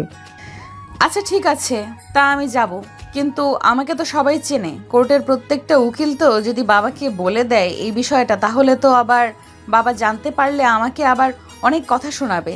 তার থেকে আমার একটা বন্ধু আছে যে উকিল, ওর সঙ্গে আমি কথা বলছি। তারপর নেহা তার বন্ধুকে ফোন করে বেলকনিতে চলে গিয়ে কথা বলতে লাগে। স্বাধীন সেইখানেই বসে থাকে আর ভাবতে লাগে, আল্লাহ, তোমার কাছে কি আমি এই যে পৃথিবীতে এসেছিলাম, জন্মের পর থেকে ফুটপাতে মানুষের লাথি কুত্তা খেয়ে বড় হয়েছি, শেষমেশ একটা পরিবার পেলাম যে কিনা মা বাবার মতো যত্ন করে তারপর দিয়ে দিলে, কিন্তু আমাকে সে মানে না। কথাটা ভাবতেই স্বাধীনের চোখ দিয়ে এক ফোঁটা পানি গড়িয়ে পড়ল। ঠিক তখনই নেহা রুমে প্রবেশ করে। এটা দেখে স্বাধীন তড়িঘড়ি করে তার চোখ মুছে নেয়। নেহা খাটের উপরে বসে ফোনটা খাটে ছুঁড়ে মেরে এটা দেখে স্বাধীন অনেকটাই ভয় পেয়ে যায়। আমার উকিল বন্ধুর কাছে ফোন করেছিলাম, সে বলল আমাদের যেভাবেই হোক 6 মাস একসঙ্গে থাকতে হবে। তারপর যদি মনে হয় যে ডিভোর্স লাগবে তাহলে ডিভোর্স দিতে পারবো, এর আগে না, যেহেতু সদ্যই আমাদের বিয়ে হয়েছে। এখন কি করবেন ম্যাম? এখন আর কি করার, তোকে মেনে নিতে হবে আর 6টা মাস একসঙ্গে থাকতে হবে। তারপর না হয় তোকে ডিভোর্স দিয়ে দিব। এর আগে তো পারছি না। তুই একটা কাজ কর, আমাদের মধ্যে সম্পর্কটা যেমনই হোক, বাহিরে যেন কেউ তা জানতে না পারে। মা বাবার সামনে আমি অভিনয় করব, তুই আমার সঙ্গে একই রকম অভিনয় করে চলবি। এখন যা রুম থেকে, তোর রুমে গিয়ে যা যা দরকার তা এই রুমে নিয়ে আয়। তোকে আর এখানে থাকতে হবে না, এখানেই থাকিস। আর আমি থাকবো খাটের উপরে আর তুই মেঝেতে শুয়ে থাকবি, ঠিক আছে? যদি মানতে পারিস তাহলে আসবি, না হলে থাক, দরকার নেই। ঠিক আছে ম্যাম। কথাটা বলে যেই স্বাধীন পড়তে যাবে ঠিক তখনই দরজায় সে কেউ নক করে। নেহা উঠে গিয়ে দরজা খুলে দেখে একটা কাজের ছেলে দাঁড়িয়ে আছে তার দরজার সামনে, হাতে একটা বড় কার্টুনে। এটা দেখে নেহা ছেলেটাকে উদ্দেশ্য করে প্রশ্ন করে, এত বড় বক্স, এর ভেতরে কি? ম্যাম, বড় সাহেব বলল যে স্বাধীন স্যারের রুম থেকে যা যা আছে সবকিছু একটা বাক্সে করে আপনার রুমে এসে দিতে। তাই এই বাক্সের ভিতরে স্বাধীন স্যারের জন্য সবকিছু আছে, তাই দিতে এসেছি। ও আচ্ছা, আয় ভেতরে আয় আর ওই সাইডে রেখে দে। ছেলেটা অনুমতি পেয়ে ঘরের ভিতরে প্রবেশ করে। তারপর নেহার ঘরের এক কোনায় বক্সটা রেখে চলে যায়। তারপর স্বাধীন বক্সটা খুলে এক এক করে জামা কাপড় বের করে ওয়ার্ড্রোবের ভিতরে রাখতে যাবে। ঠিক তখনই নেহা বলে, এই তোর ময়লা জামা কাপড় কোথায় রাখছিস? বাইরে ফেলে দে, বাবার কাছ থেকে টাকা নিয়ে তোকে শপিং করে দেব। এইসব আমার ঘরে রাখবি না, ওইখানে রেখে দে। যদি তোর প্রয়োজনীয় কিছু থেকে থাকে তাহলে রাখ, না হলে বক্সটা বাইরে দিয়ে গিয়ে পরিয়ে দে। কিন্তু ম্যাম, এই পোশাকগুলো তো কিছুদিন আগেই আঙ্কেল আমাকে টাকা দিয়েছিল, সেই টাকা দিয়ে কিনেছি। কি বললাম তোর কানে যায়নি? বলছি যে তোর প্রয়োজনীয় কিছু থাকলে তা রেখে দে। স্বাধীন আর কোনো প্রশ্ন করে না, কারণ জানে নেহা যা একবার বলেছে তাই করে। তারপরে বক্স ঘাটাঘাটি করে তার কিছু বই পুস্তক রেখে দেয়। বই হাতে দেখে নেহা স্বাধীনকে প্রশ্ন করে, কিরে, তুই না বললি লেখাপড়া করিসনি? তাহলে তোর হাতে বই আর ওইগুলো তো মনে হচ্ছে ইন্টার ফার্স্ট ইয়ারের। না মানে সরি ম্যাম, আপনাকে মিথ্যা কথা বলার জন্য। আপনি যে কলেজে লেখাপড়া করছেন ওই কলেজে ইন্টার ফার্স্ট ইয়ারে আমি পড়ছি। কি, তুই আমার কলেজে পড়াশোনা করিস আর আমি তো কখনো তোকে দেখলাম না? আসলে ম্যাম, আমি তো সময় পাই না, তাই প্রত্যেক দিন কলেজে যেতে পারি না। সপ্তাহে একদিন কিংবা মাসে 2-1 দিন যেতাম। ও আচ্ছা, ভালো। কথাটি বলে নেহা পুনরায় তার মোবাইল টেপার দিকে মনোযোগ দেয়। অন্যদিকে শাড়ি, বই, পুস্তকগুলো নেহার টেবিলের উপরে রেখে দেয়। নেহা দেখেও কিছু বলল না। তারপর স্বাধীন বক্সটা নিয়ে বাইরে ফেলে রেখে দেয়। তারপর রুমে চলে আসে। টেবিলের ওপর থেকে বই নিয়ে সোফার উপরে বসে পড়তে লাগে। হঠাৎ স্বাধীনের দিকে তীক্ষ্ণ দৃষ্টিতে তাকিয়ে বলে, কিরে, তোকে তো দেখছি লেখাপড়ায় অনেক মেধাবী। হয়তো সময় না পেলেও এত ভালো লেখাপড়া কি করে করছিস তুই? ম্যাম, আপনি হয়তো জানেন না, আপনাদের কলেজের টপার যে স্বাধীন, ওইটাই আমি। আমি ছোট্ট থেকেই সবসময় লেখাপড়ায় অনেক মনোযোগী আর টপার হতাম। এর কারণে আমার বন্ধুরা আমাকে খুব একটা ভালো নজরে দেখতো না। কি, তার মানে তুই ওই ছেলেটা যাকে নিয়ে কিনা পুরো কলেজের স্যার ম্যাডামরা বাহবা দেয়? আমাদের ক্লাসরুমে এসেও অনেক স্যার তোর নামে অনেক কথা বলে যে ছেলেটা সপ্তাহে একদিন, মাসে 1-2 দিন কলেজে আসে আর পরেও এত ভালো পারফরমেন্স লেখাপড়ার প্রতি। তাহলে তুই ওই ছেলেটা? জি হ্যাঁ, আসলে আমি ভালো করে জানি লেখাপড়া না করলে কখনো কিছু হওয়া যায় না, তাই লেখাপড়া করি। আর স্যার বলেছেই তো আমাকে আপনাদের অফিসে কাজ দেবে লেখাপড়া থাকলে। কিন্তু আমি তো সত্যি কথা আঙ্কেলকে বলিনি, তাই হয়তো জানে না, কিন্তু আজ জানিয়ে দিয়েছি সব। ভালো করেছিস। আমি এখনই আমার বন্ধু বান্ধবীদের বলে দিচ্ছি তোর কথা। আর হ্যাঁ, আরেকটা কথা, ঘুণাক্ষরেও যেন কেউ জানতে না পারে আমার আর তোর বিয়ে হয়েছে। যদি জানতে পারে তাহলে তোকে জ্যান্ত পুঁতে রাখবো। কিন্তু বুঝে নিয়েছিস আমার কথাটা? আমার ইমেজ পুরো কলেজে অনেক ভালো আছে। তোর কারণে যদি খারাপ হয় তাহলে কিন্তু বুঝতেই পারছিস কি করতে পারি তোর। নেহার কথা শুনে স্বাধীন শুধু মাথা নাড়ায়। তারপর মনোযোগ দিয়ে পড়তে লাগে।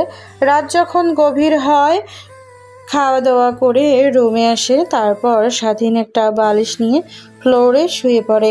নেহা স্বাধীনের দিকে এক নজর তাকিয়ে খাটে গিয়ে ঘুমিয়ে পড়ে। রাত যখন গভীর হয়, অনেক শীত লাগে তার। কাঁথা গায়ে জড়িয়ে নেয়। ঠিক তখনই নজর পড়ে স্বাধীনের দিকে। ওর তো গায়ে কোনো কাঁথাই নেই। কিভাবে ঘুমিয়ে আছে ছেলেটা? এটাই তো দেখে নিহার একটু মায়া লাগে। স্বাধীনের ওপরে তার একটা কাঁথা বের করে স্বাধীনের গায়ে দিয়ে দেয়। মুচকে একটা হাসি দিয়ে পুনরায় খাটের উপরে এসে কাঁথা গায়ে দিয়ে ঘুমিয়ে পড়ে। পরদিন সকালবেলা স্বাধীনের ঘুম ভেঙে যায়। অনেক সকালে ঘুম ভেঙে শরীরের উপরে কাঁথা থাকে অনেকটাই হকচকিয়ে যায়। বুঝতে পারে নির্ঘাত নেহা ম্যাডাম দিয়েছে, তাছাড়া আর কে দেবে। তারপর বালিশটা আর কথাটা জড়িয়ে খাটের উপরে রেখে ওয়াশরুমে চলে যায়। তারপর ফ্রেশ হয়ে অজু করে বাহিরে বের হয়ে আসে। ভাবতেই নেহাকে ডাক দেবে কি দেবে না, যেই ভাবা সেই কাজ। নেহার কাছে গিয়ে ডাকতে লাগে, কিন্তু কোনো সাড়া শব্দ পায় না। তারপর নেহার শরীরে হাত দিয়ে ধাক্কা দিয়ে ডাকতে লাগে। ঠিক তখনই নেহা ঘুম ভেঙে যায়। রেগে স্বাধীনকে ঠাস ঠাস করে থাপ্পড় লাগিয়ে দিয়ে বলে, তোকে ভালো ভেবেছিলাম ওই দিনের রেগে আমার উপর ঝাঁপে ঝাঁপে পড়েছিলি, কিন্তু তোর তো চরিত্রে সমস্যা আছে। আজকে আবার একা পেয়ে আমার শরীরে হাত দিচ্ছিস। ম্যাম, ভুল ভাবছেন আমাকে। আমি আপনাকে ডাক দিয়েছি, সকাল হয়েছে, ফজরের আজান দিয়েছে, নামাজ পড়ার জন্য। উঠে নামাজ পড়ে নিন। স্বাধীন কথা শুনে নেহা ঘড়ির দিকে তাকায়। দেখে হ্যাঁ, সকাল 5টা বাজে। স্বাধীন সেখানে আর না দাঁড়িয়ে সোজা রুম থেকে বেরিয়ে মসজিদে চলে যায় নামাজ পড়ার জন্য। নেহা নিজের মধ্যেও অনেক অনুশোচনা বোধ কাজ করতে লাগে, কিন্তু কি আর করার। কোন দিকে স্বাধীন নামাজ পড়ে বাহিরে বের হয়ে একটু হাঁটাহাঁটি করে তারপর বাসায় এসে দেখে নেহার বাবা বাহিরে হাঁটাহাঁটি করার জন্য রেডি হচ্ছে। স্বাধীনকে দেখে নেহার বাবা বলে, বুঝলাম না, স্বাধীন বাবাজি আজকে কোন দিকে সূর্য উঠেছে? পূব দেখে নাকি পশ্চিম দিকে? নেহার বাবা আর কোনো কথা না বলে তারপর স্বাধীনকে নিয়ে নেহার বাবা বাহিরে চলে আসে। হাঁটাহাঁটি করে বাসায় ফিরে আসে। দরজায় কলিং বেল দিতেই কাজের মেয়ে এসে দরজা খুলে দেয়। তারপর সোজা বসার রুমে গিয়ে তো নেহার বাবা অবাক হয়ে যায়, কারণ দেখে নেহা বসে থেকে কফি খাচ্ছে আর টিভি দেখছে। তারপর নেহার বাবা সোফায় গিয়ে বসে পড়ে। তারপর নেহাকে প্রশ্ন করে, বুঝলাম না, স্বাধীন বাবাজি আজকে কোন দিকে সূর্য উঠেছে? পূব দেখে নাকি পশ্চিম দিকে? না মানে জীবনে কখনো এত সকাল সকাল যাকে বাসার রুমে দেখিনি, তাকে আবার দেখছি বসার রুমে বসে থেকে কফি খাচ্ছে আর টিভি দেখছে। অনেকটা অবাক হচ্ছি, তাই তোমাকে একটু প্রশ্ন করলাম। নেহা বুঝতে পারে তাকে উদ্দেশ্য করে কথাগুলো বলেছে তার বাবা। তারপর স্বাধীনের দিকে একটু তীক্ষ্ণ দৃষ্টিতে তাকাতেই কফির মগটা রেখে স্বাধীনের হাত ধরে রুমের দিকে নিয়ে যেতে লাগে। এটা দেখে স্বাধীন অবাক হয়ে যায়। নেহার বাবা তার ব্যতিক্রম হয় না। তারপর নেহা স্বাধীনকে ধরে রুমে নিয়ে আসে। দরজা লাগিয়ে দিয়ে স্বাধীনের হাত থেকে তার হাত ছাড়িয়ে নেয়। আরে রাতে তোকে বললাম মনে নেই যে সবার সামনে অভিনয় করব যেন তারা মনে করে আমরা নিজেদের মধ্যে অনেক সুখী আছি? এটা ধর অভিনয়ের একটা অংশ ছিল। স্বাধীন নেহার কথা শুনে বাঁকা একটা হাসি দেয়। তারপর সোফায় গিয়ে বসে পড়ে। নেহার মোবাইল নিয়ে বেলকনিতে চলে যায়। স্বাধীন বই বের করে পড়তে লাগে। এভাবে ব্রেকফাস্ট করে সময় হয়ে যায়। দরজায় এসে কাজের মেয়ে নক করতেই স্বাধীনের নেহা চলে যায় নিচে খাবার টেবিলে। তারপর খাওয়া দাওয়া শেষ করে রুমে আসতেই নেহা স্বাধীনকে উদ্দেশ্য করে বলে, চল তোকে নিয়ে শপিং মলে যাব, তোর তো জামা কাপড় কিছুই নেই। তারপর নেহা পোশাক পরিবর্তন করার জন্য তার গা থেকে থ্রি পিসটা খুলে ফেলে। স্বাধীন এটা দেখে বড় বড় চোখ করে তাকায়। নেহার শরীরে শুধুমাত্র একটা ব্রা আছে। স্বাধীন নেহার দিক থেকে চোখ সরিয়ে নামিয়ে নেয়। নেহা স্বাধীনের দিকে তাকিয়ে বলে, এত অভিনয় করতে হবে না। আরেকদিন রাতে কি করেছিস আমার সঙ্গে তুই হয়তো ভুলে গেছিস, আমি ভুলিনি। সব কিছু তো দেখেই ফেলেছিস, তাহলে আজ আবার তো অভিনয় করছিস কেন? স্বাধীন আর কোনো প্রশ্ন করে না। তারপর নেহার পোশাক পরিবর্তন করে একটা প্যান্ট আর শার্ট পরে নেয়। এটা দেখে স্বাধীনের অনেকটাই রাগ উঠে যায়। একটা মেয়ে কখনোই এসব পড়তে পারে না। স্বাধীনের কথাগুলো কেন জানি নেহার অনেক ভালো লাগে। তারপর থ্রি পিস পরে নেয়। বাসা থেকে গাড়ি নিয়ে বেরিয়ে যায় শপিংয়ের উদ্দেশ্যে। শপিং মলে গিয়ে নেহা স্বাধীন নিয়ে তার পছন্দ মতো জামা কাপড় কিনে দিতে লাগে।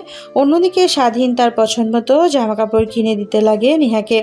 অনেকক্ষণ ধরে শপিং করার পর রেস্টুরেন্টে গিয়ে খাওয়া দাওয়া করে বাসায় চলে আসে। এইভাবে কেটে যায় 2 মাস। রাতের বেলা সবাই খাবার খাচ্ছিল, ঠিক তখনই নেহার বমি বমি ভাব হয়। নেহা দৌড়ে চলে যায় বেসিংয়ের দিকে। নেহার মা চলে যায় তার দিকে। নেহার বাবা আর স্বাধীন অবাক হয়ে যায়, হঠাৎ দৌড়ে চলে গেল ওই দিকে কেন? একটু পর নেহার মা এসে বলে, আপনি একবার ডাক্তারকে ফোন করে আসতে বলেন। নিয়ে অনবরত বমি করছে, যা খেয়েছিল সব বের করে দিচ্ছে। এসব আমার একদম ভালো লাগছে না। আমি এখনই ডাক্তারকে ফোন করে আসতে বলছি। তারপর স্বাধীন নেহার কাছে যায়, মাথায় হাত বুলিয়ে দিতে লাগে। নেহা বমি করা শেষ হলে পানি খাইয়ে দিয়ে রুমে নিয়ে এসে শুয়ে দেয়। একটু পর ডাক্তার আসে। তারপর রুম থেকে সবাই চলে যায়। ডাক্তার নেহাকে দেখে রুম থেকে বের হতেই নেহার বাবা আর স্বাধীন গিয়ে বলে, বন্ধু কি হয়েছে? আমার মেয়ের খাবার খাচ্ছিল, হঠাৎ করে বমি করতে লাগে। আরে চিন্তার কোনো বিষয় নেই, সুখবর আছে। আগে মিষ্টিমুখ করা, তুই তো নানা হতে চলেছিস। কথাটা শুনে স্বাধীনের পায়ের নিচে থেকেই মাটি সরে যায়। তারপর রুমের মধ্যে প্রবেশ করতেই নেহার মা রুম থেকে বেরিয়ে যায়। স্বাধীন গিয়ে দরজা লাগিয়ে দিয়ে নেহার কাছে এসে বসে নেহা স্বাধীনের দিকে মুচকি একটা হাসি দেয়। হ্যাঁ বুঝতে পেরেছি, কিন্তু তোমাকে বলিনি। I am sorry. কে বলেছে আমি মানি না তোমাকে? তো সেই কবে থেকে আমার নিজের করে নিয়েছি। আমার প্রত্যেকটা অভিমান শাসনের মধ্যে লুকিয়ে আছে ভালোবাসা, শুধু তুমি সেটা দেখতে পারোনি স্বাধীন। কথাটা বলেই নেহার উপরে ঝাঁপিয়ে পড়ে স্বাধীন। তারা দুইজনে আবার হারিয়ে যায় ভালোবাসার অতল গভীরে, যেটা আপনাদের না জানলেও হবে। বিয়ে করে জেনে নিন কি হয়। গল্পটা কেমন হয়েছে অবশ্যই কমেন্ট করে বলতে ভুলবেন না।